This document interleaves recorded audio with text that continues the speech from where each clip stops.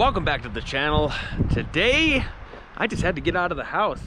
I have been sick for like 5 or 6 days. Haven't been this sick in like 15 years, and I'm feeling about 95%. With that last 5% remaining, I feel like if I go for a hard hike in Rocky Mountain National Park, maybe troll some tourists to think that I'm also a glacial geologist and catch some wild Yellowstone cutthroat trout, I might just kick the last 5% of this sickness. So that's what we're doing today. We're hiking up 2 miles up to Lake Hayaha, and we're going to drill some holes in the middle of it, drop down, hopefully smack 4 beautiful cutthroats, hopefully troll some tourists along the way. Let's go. You could lay there. Oh yeah, that's fine.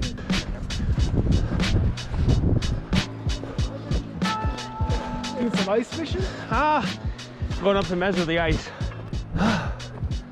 Man, it's crazy how a couple days sickness. Where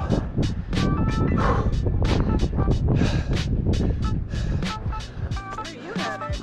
Lake Hayaha. Do you mind how heavy is that?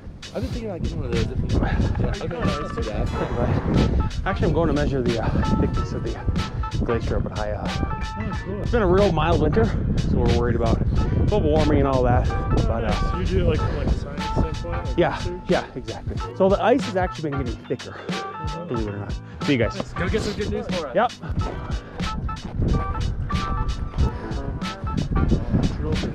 Yep.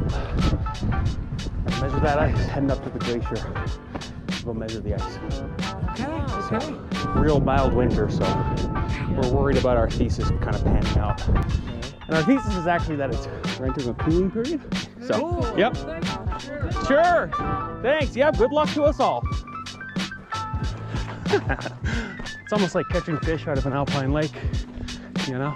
Oh, cool. Yeah, going to measure the glaciers.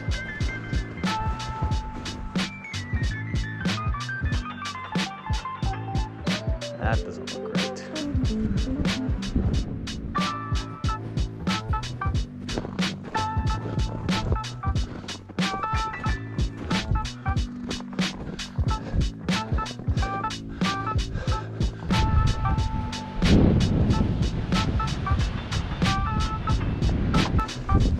Hi.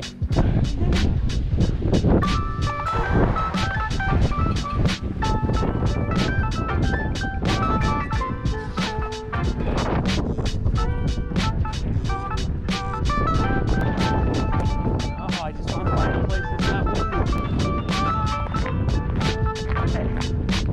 Not so bad.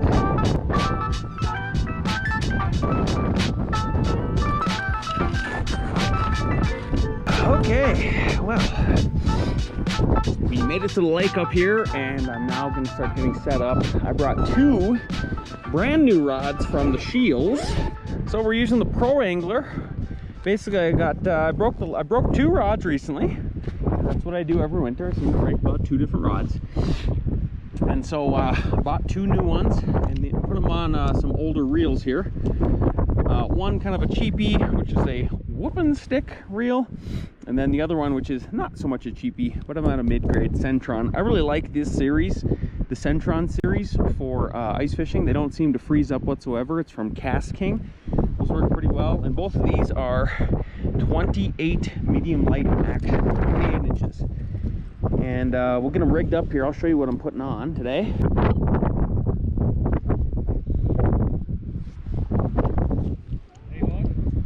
Haven't even started.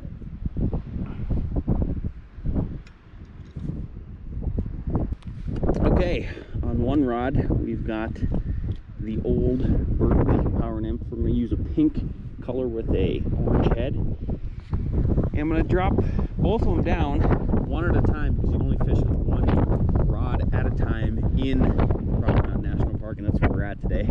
Second thing we got here is a black hair jig. Kind of looks like a leech. It's pretty awesome. And I was at this lake about 2 months ago and did pretty good. Caught 3 of them on the black leech pattern. So we'll see if we can get them today. Goal is 4 fish. We're going to do a catch and cook. Hopefully stir fry. Let's go.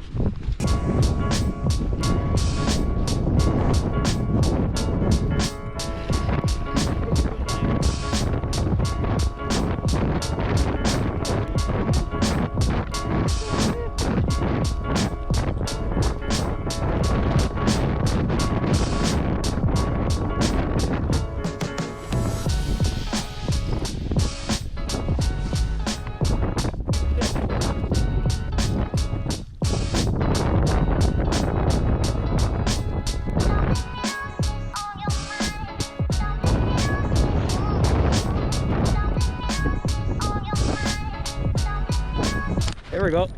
There he is. Fish on, first one. Ooh, that feels pretty good actually.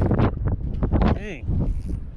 Oh yeah, that's a good one. All right. Working again, guys. It is working again. That leech pattern way up here, 100%. What you're after. I was jigging on the bottom, wasn't getting any action. Oh, come on. Moved it up about halfway through the water column, and that's what we got. Sick, one on the ice. That is what we wanted. 3 more to go, and we got dinner. Drop back down and hopefully do it again here. Believe it or not, this is like a not so windy day up here in the Alpines.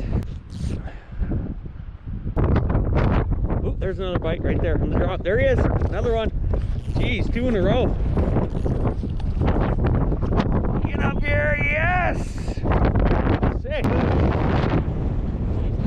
Thank you. Boy, that was right on the drop. It's too cold and windy to take my gloves off. And we are keeping today. So, just give you guys a quick look. Alpine cutthroat trout look like in Rocky Mountain National Park. Gonna be delicious, gonna be tasty.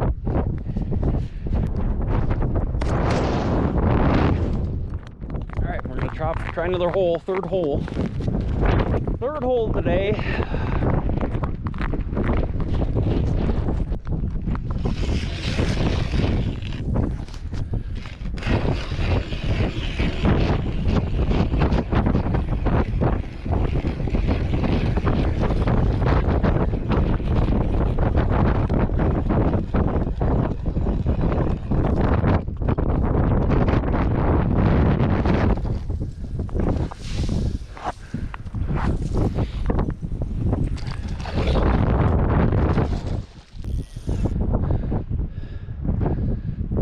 Boy, if the wind would stay like that, it'd be okay.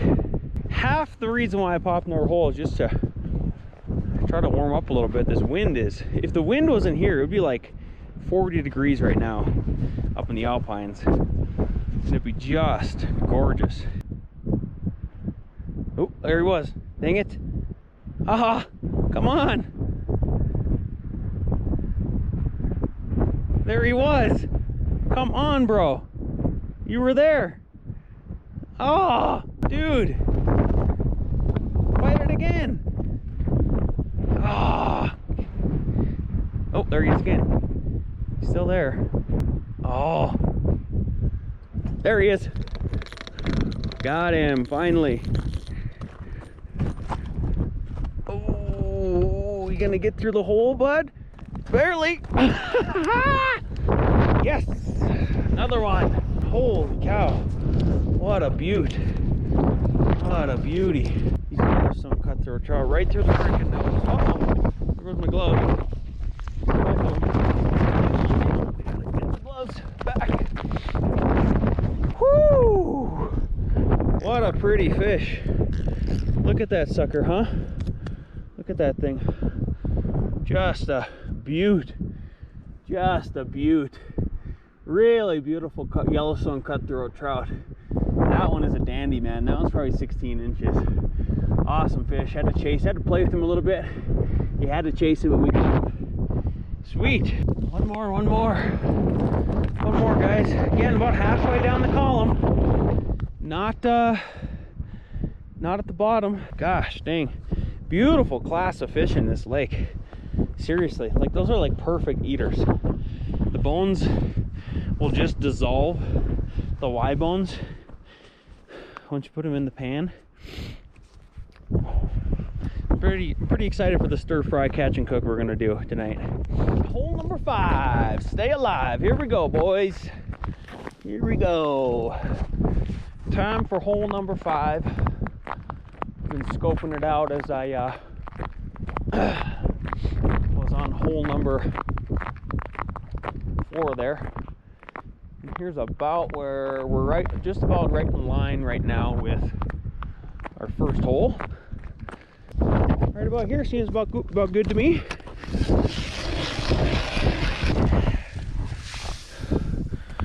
Oh yeah. Yeah. The wind is dying. It's getting nice out. We're cleaning our hole out. We're gonna catch another keeper. There he is.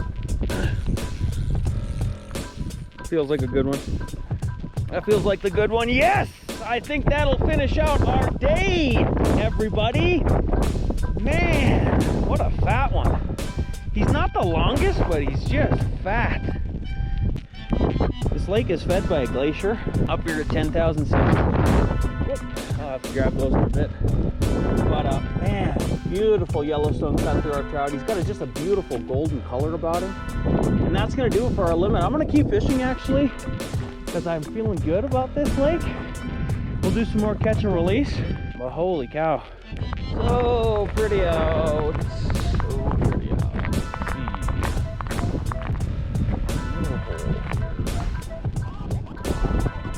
Ah, there it is. Come on. There he is. There he is. Got him. Ooh, that's a big one. Oh, that's another big one. Yes. Sweet. That one was a bit hard. Look at that thing. Just gorgeous. Back down the hole. There you go. Sweet. Like a lavender color. Unbelievable colors. Really pretty fish. Oh, there he was too. Another one. Dang it. Totally spazzed. What a goofball. There he is. Got him. From a drop. Hot hole over here. Ooh, that one's a big male. Holy cow, that one's pretty. Look at that thing, huh?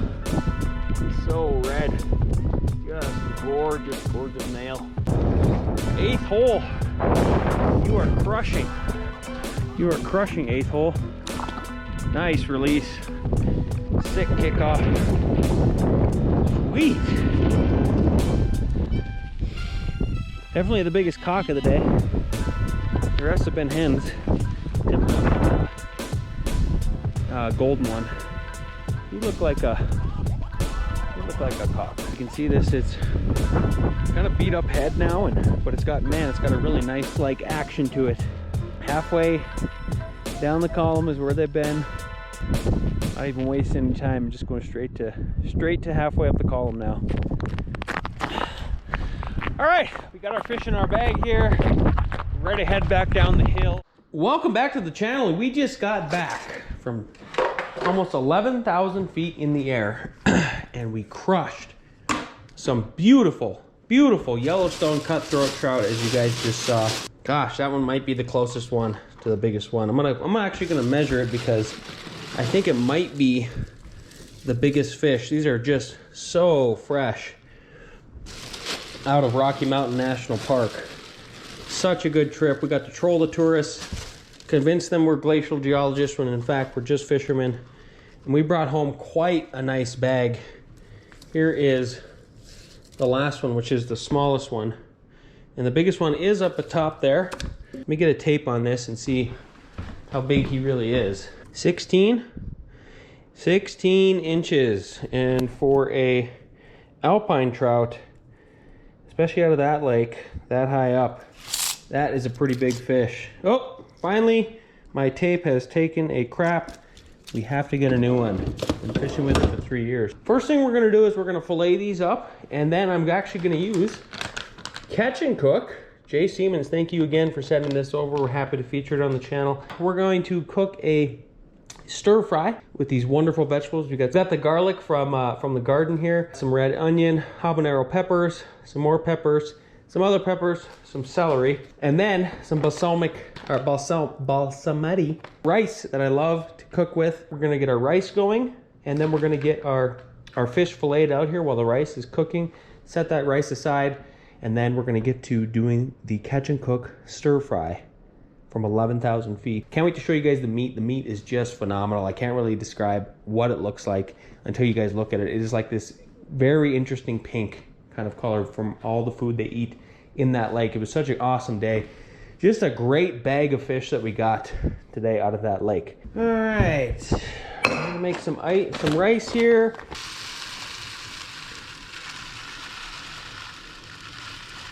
Just a little bit over 1.5. We're gonna get this going over here on the burner. Get that going nice and hot. Perfect. A trick that I've learned lately is, it seems like if I first actually start filleting the fish when the head is towards me, it makes for a better cut because I'm left-handed on the opposite side of it, okay? But one of the first things I do is I'll actually now cut a little slice down the belly like that. All the way down. I'll even cut this off like this. Oh my gosh, look at that meat. Look at that meat. It's unreal, guys. It is like orange coming out of here.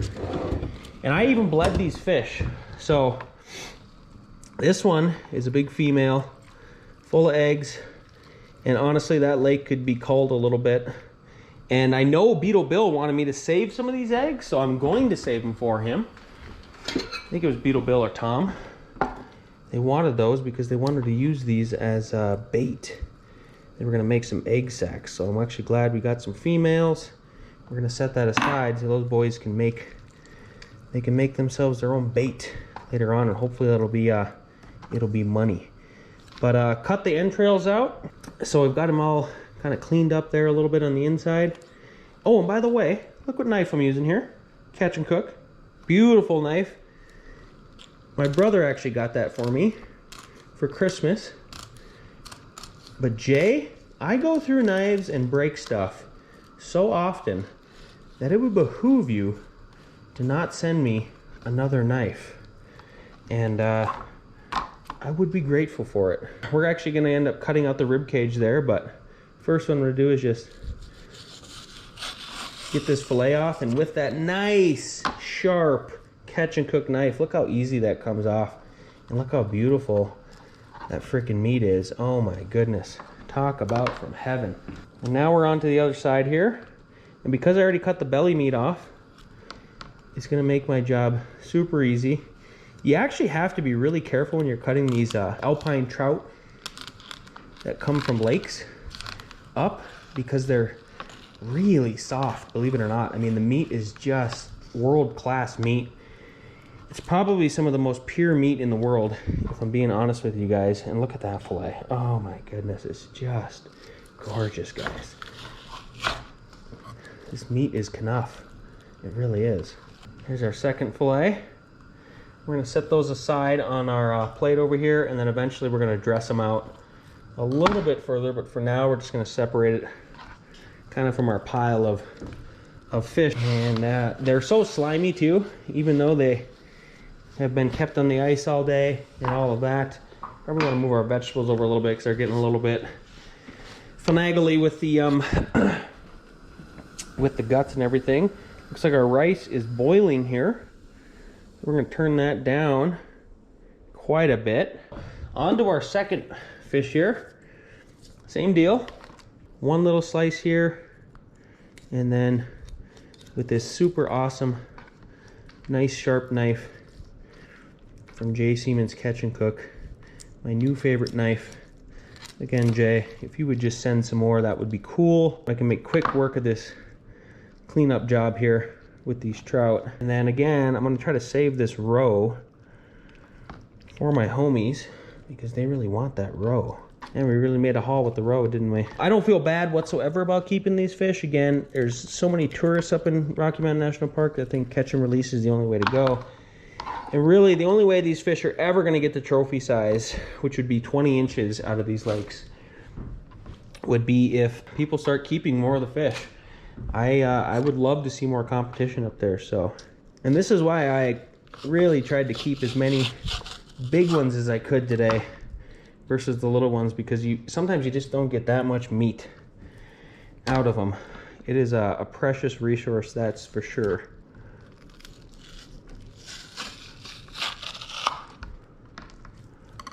Set that one on the side too. We're probably just gonna end up having to put them on top of each other until we do a final cleanup.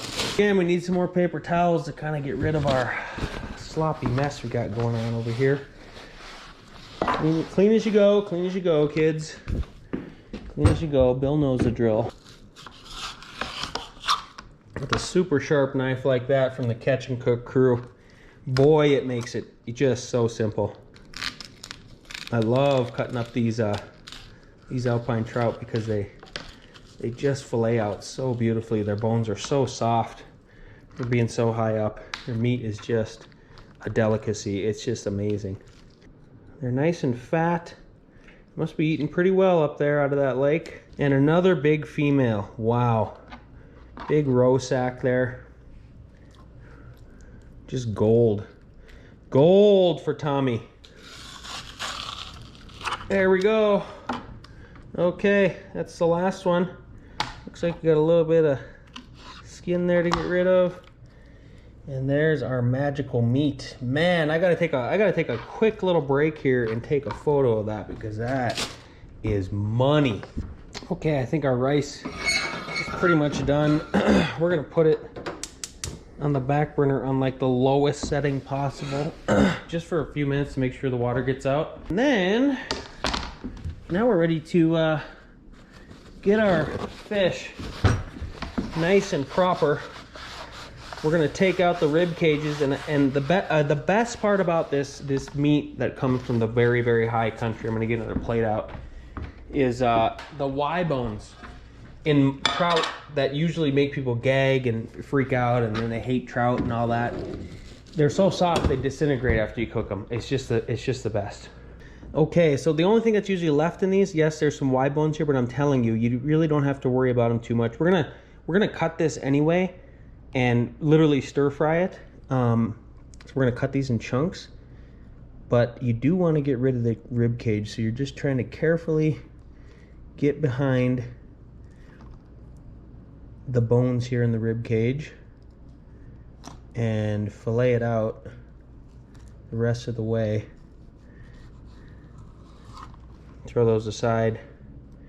Looks like there's one more big bone here that we got to get rid of. Just like that. And then you're left with this just beautiful, beautiful piece of meat. So pristine. We'll chop that up, and then of course we'll shake it up with the Catch and Cook. See, and by the time you cut out the rib cage, see, that one's like the littlest one. You don't get that much meat. That's why I like that 15-16 inch mark is just about perfect, I think, for keeping them if you're going to try to fillet them out. Now I could have just cut them up with the skin on and all that, but I kind of wanted to do it proper by catching the right size fish and then cutting the rib cages out. So there's another one. There's another one. 2 more to go, and the last one. So then what I'm gonna do is get a mixing bowl. We're gonna find one and probably shut our rice off. It's probably good now. We're gonna chop these up about like that,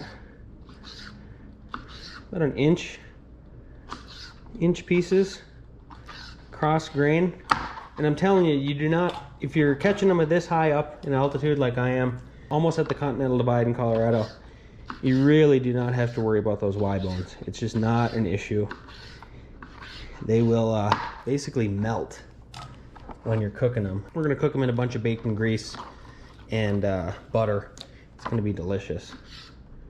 You can't even buy fish like this, right? Because if it looks like this from the grocery store, guess what they put in it? Dyes to make it look like this. This is how it's supposed to look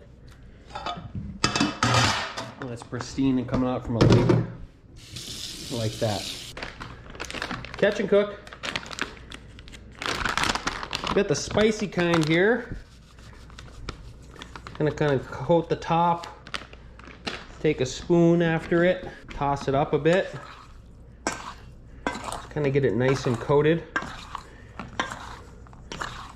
Coming out, as you guys know from the beginning of this video, like I'm coming off of a cold, so hoping the spicy fish and game coating mix from Seimens Catch and Cook helps me get rid of it. And man, it just looks perfect. It's just adding to the orange, you know? It's just making the orange color even better. You gotta love it. You gotta love this stuff. Jay Seimens is on fire with his whole getup up there. Jay, you ever want to come down? You ever want to come down? You want to chase after these cutthroat trouts? I will take you on a hike you'll never forget for the rest of your life. Fully guided, fully based, all the good stuff. Okay, we're gonna set these now aside over here. We'll get those going in there eventually, but we need to cut up our vegetables, of course. So I'm gonna get the old chopping knife out. We're gonna start getting rid of the crappy parts that we don't want to keep and eat, obviously. A little habanero. It's gonna be so tasty, guys. It's gonna be so tasty. It's gonna be hot. It's gonna be nice and spicy. It's gonna be exactly what we want. We're gonna basically put all of the vegetables in another bowl that we will then throw in the pan after we've chopped them all up. Garlic, I like to put in about halfway through vegetables cooking because the garlic will burn. Don't feel bad, not everybody can kick Gordon Ramsay's ass like your man.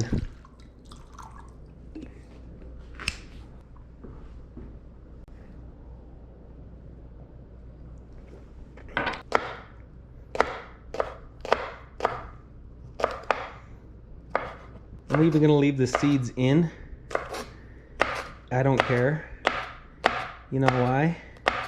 I'm still just a little sick, and I'm tired of being sick. I don't have time to be sick. My life is way too busy to be sick.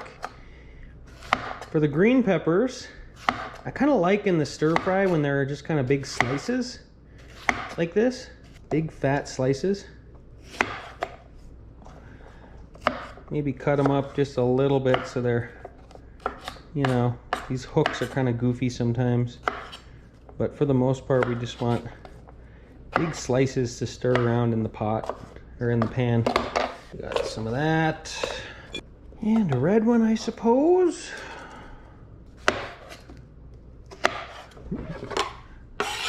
There's the habanero. We're gonna smash this onion next. For the onion, I just want big rings. I just want big slices too. Just trying to eat the whole thing. The definition of whole food, boys. Onto those onions are strong. Okay, we've got all of our vegetables here. A lot of them, as you can see, it's filling a whole freaking bowl. It's like a salad. And now the rest we have to do is we have to just get our garlic nice and chopped up. And this one is not the best clove. Oof, I picked the bad one. Got a new garlic clove, a whole garlic here. Let's see if we can get better cloves out of it. That's a lot better. We can deal with something like that. We're gonna mince up our garlic.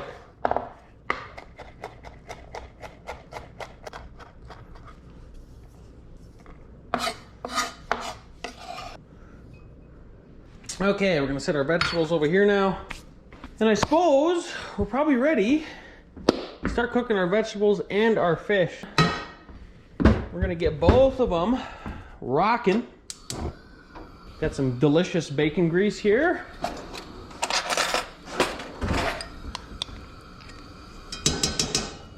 You know, the real good stuff. Put a big old chunk in both. Ooh, getting sloppy. Mr. Psycho's getting a little sloppy. In each pan here. Stir it around. Get some butter. Give her the old swirl. Every time I swirl it, can you guys please chat in the comments, Gordon Ramsay? That would be cool. I'm gonna put a whole big stick of butter in there, like quarter stick. Probably gonna do the same for the fish. Ooh, that's getting poppy, isn't it? Dang. A little poppy. And a little too poppy. I turn it down just a little bit. This one too. Getting poppy. Getting hot. I like to cook the fish in the cast iron and the vegetables, and not the cast iron, in the stainless steel. Yeah, pan probably got just a little bit too hot. Just backfiring like that. We don't really want that, but we're getting close. So all these now, just gonna go right in there. Get all of our veggies out.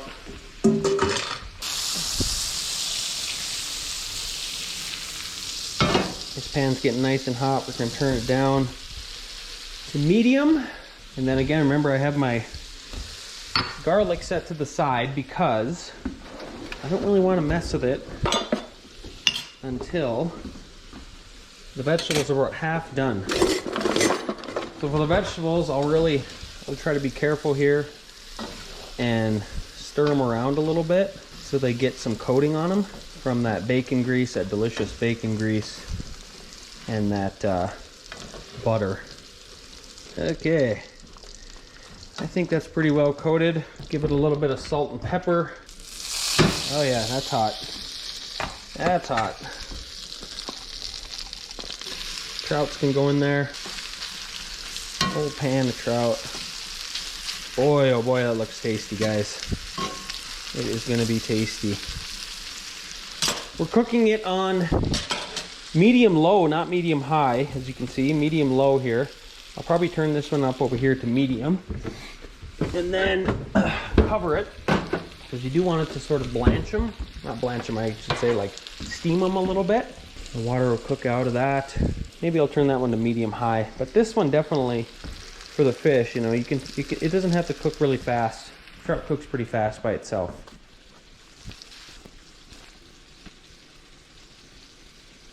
I'm actually afraid that this trout is just gonna fall apart. I feel like I gotta be careful turning it. Oh my goodness. Jay Seimens. Jay Seimens, you're crushing it with the catch and cook. This is literally what we've been waiting for our whole fishing lives, Jay Seimens. Just for you to tee it up for us, you know? Give us the right spices for the right occasion. Hey, maybe we're cooking stir fry trout from 11,000 feet, and maybe we need the spicy. Oh, Jay Seimens got you covered. He's got you covered, everybody. Ooh, that smells good. Yeah, now she's coated. That's what I'm talking about. Nice and stir fry-y. Looking tasty, boys. Looking healthy. Trout just about looks done. I think we're gonna give her a little taste. See how Jay Seimens' spicy's holding up. Oh my goodness. That Canadian, son of a gun. He's my favorite Canadian. My favorite Canadian, Jay Seimens. Him and Aaron Weed, man. We're about halfway done. So, now what you do is sprinkle in your garlic. Oh, it's so nice and hot too. Boy, that's a spicy one. I love it. That is gonna help me get unsick, everybody. Stirring our garlic a little bit here. And that garlic only needs about 5 minutes. It's 7:04 I see on my clock, so we're getting close to being able to plate. I can smell that garlic. It is so potent. Grown directly from yours truly garden. Couple more minutes on our vegetables here. I think we're getting close. I'm going to turn down the trout to just trout's getting browned up to a low. And oh my goodness, guys. Oh my goodness. Yep. These vegetables are getting nice and browned. Just lightly. I think we're probably ready to plate. I've got here some delicious balsamati rice. I'm a hungry dude. I only had breakfast today and a bunch of coffee. So I'm gonna make myself a nice bed of rice. The next thing I'm gonna put on is a nice slathering of delicious, fibrous, healthy vegetables. Look at that. Just gorgeous.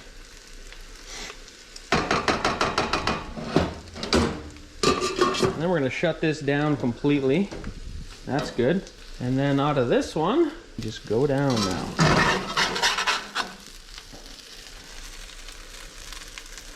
Oh my goodness. Jay Seimens. Jay Seimens. Jay Seimens, did you think this would be on the Alpine trout? My God. Or were you just planning for those Canadian walleyes, sir? We're crushing. I don't know if you understood like who you're dealing with here. We're actually gonna put some soy sauce on here in a second. I'm just gonna grab a fork, and then we're gonna dig in. Lord, thank you for this food. Thank you for healing me, making me better to the point where I was finally able to go fishing and catch this delicious meal. All right, first bite. Let's see. Just got some rice and some trout. Oh my God, the trout is insane. It's so good. Unbelievably good. Exactly what I wanted. Jay, you crushed it. It's spicy for a stir fry is legit. If you like this episode, you know what to do. Leave me a positive comment, like, subscribe, and I will see you next fishing adventure.